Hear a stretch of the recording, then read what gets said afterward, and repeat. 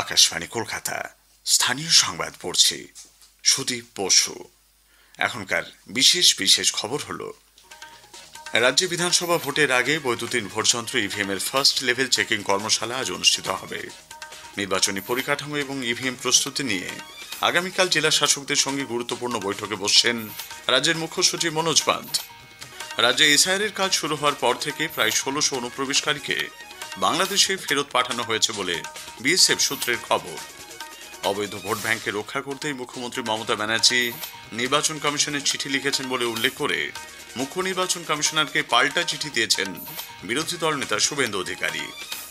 রাজ্যে আসন্ন বিধানসভা নির্বাচন অবাধ ও শান্তিপূর্ণ রাখতে প্রয়োজনে তিনি রাস্তায় নামবেন বলে রাজ্যপাল ডক্টর সিপি আনন্দ বোস জানিয়েছেন।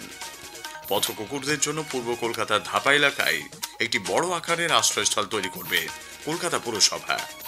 পশ্চিমী ঝঞ্ঝার কারণে রাজ্য জুড়ে কমেছে শীতের আমেজ। আসছে বিস্তারিত সংবাদে। রাজ্যে বিধানসভা ভোটের আগে বৈদ্যুতিন ভোটযন্ত্র ইভিএম এর ফার্স্ট লেভেল চেকিং কর্মশালা আজ অনুষ্ঠিত হবে।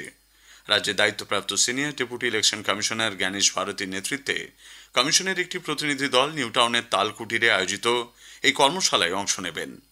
এতে যোগ দিতে গতরাতে কলকাতায় এসেছেন নির্বাচন কমিশনের সচিব মধুসূদন গুপ্ত এবং electronics corporation of India limited ECIL এর senior deputy general manager PC Mondal. এই কর্মশালায় রাজ্যের ২৪ জন জেলা নির্বাচনী আধিকারিকও উপস্থিত থাকবেন। ভোটের আগে প্রযুক্তিগত প্রস্তুতি, ইভিএম পরীক্ষা এবং নিরাপত্তা সংক্রান্ত নানা দিক নিয়ে বিস্তারিত আলোচনা হওয়ার সম্ভাবনা রয়েছে বৈঠকে। উল্লেখ্য, জ্ঞানেশ ভারতীর নেতৃত্বে নির্বাচন কমিশনের ৬ সদস্যের একটি প্রতিনিধি দল গতকাল মালদায় এসআইআর এর কাজকর্ম পর্যালোচনা করেন। ওই বৈঠকে রাজ্যের মুখ্য নির্বাচনী আধিকারিক মনোজ কুমার আগরওয়াল সহ অন্যান্য প্রশাসনিক আধিকারিকরা উপস্থিত ছিলেন।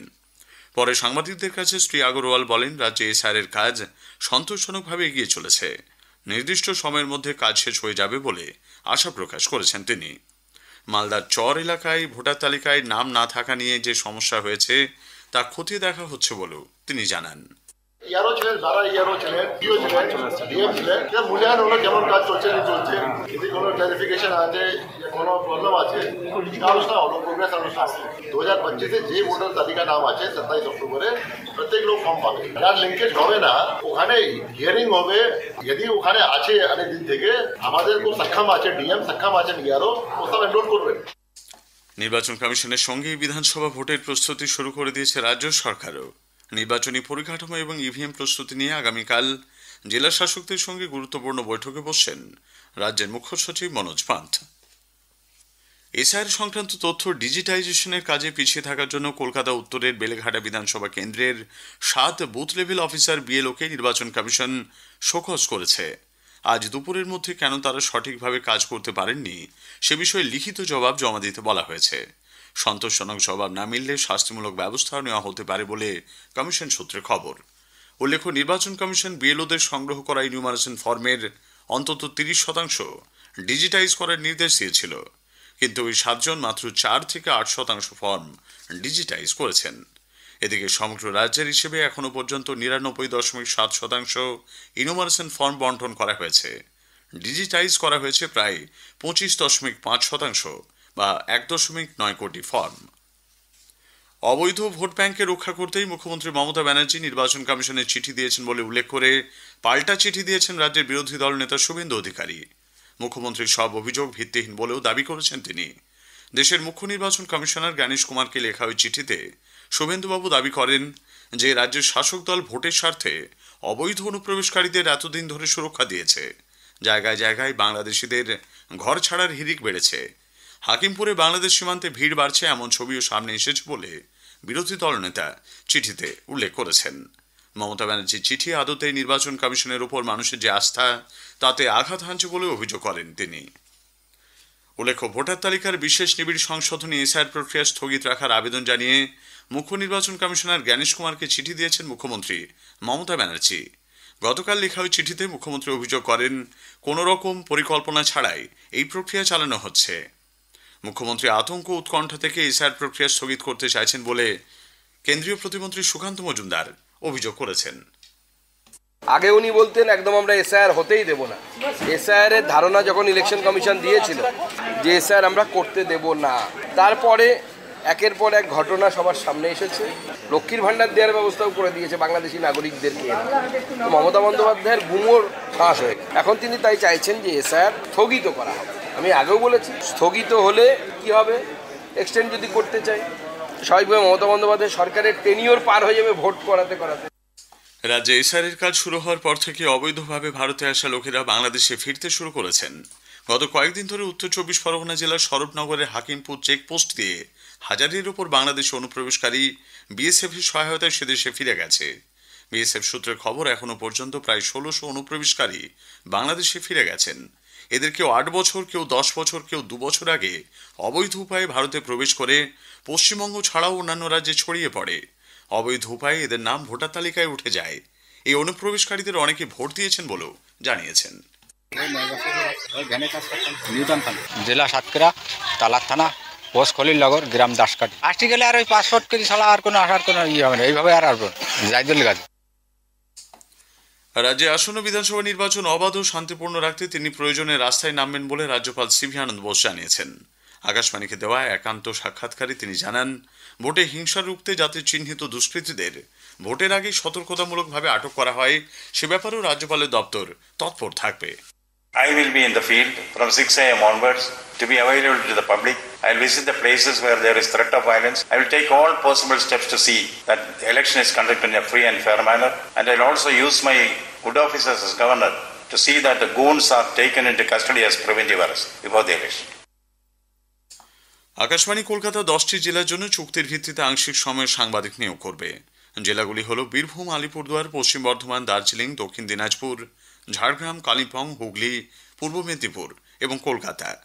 এ সংক্রান্ত যাবতীয় তথ্য www.newsonair.gov.in এ পাওয়া যাবে। আবেদন জানানোর শেষ তারিখ 15 ডিসেম্বর। স্থানীয় সংবাদ শুনছেন আকাশবাণী কলকাতা কেন্দ্র থেকে। আমাদের সংবাদ শোনা যাচ্ছে ইউটিউব চ্যানেল আকাশবাণী সংবাদ বাংলা, ফেসবুক, ইনস্টাগ্রাম আকাশবাণী সংবাদ কলকাতা এবং এক্স হ্যান্ডেল AIR নিউজ কলকাতাতে। বিলে সই করা নিয়ে রাষ্ট্রপতি ও রাজ্যপালদের সময়সীমা বেঁধে দেওয়া প্রসঙ্গে সুপ্রিম কোর্টের রায়কে স্বাগত জানিয়েছেন রাজ্যপাল সিভি আনন্দ বোস। এই রায়কে দৃষ্টান্ত স্বরূপ বলে আখ্যা দিয়ে তিনি বলেছেন, রাজ্যপাল যে রবার স্ট্যাম্প নন, সর্বোচ্চ আদালত তা প্রমাণ করে দিয়েছে।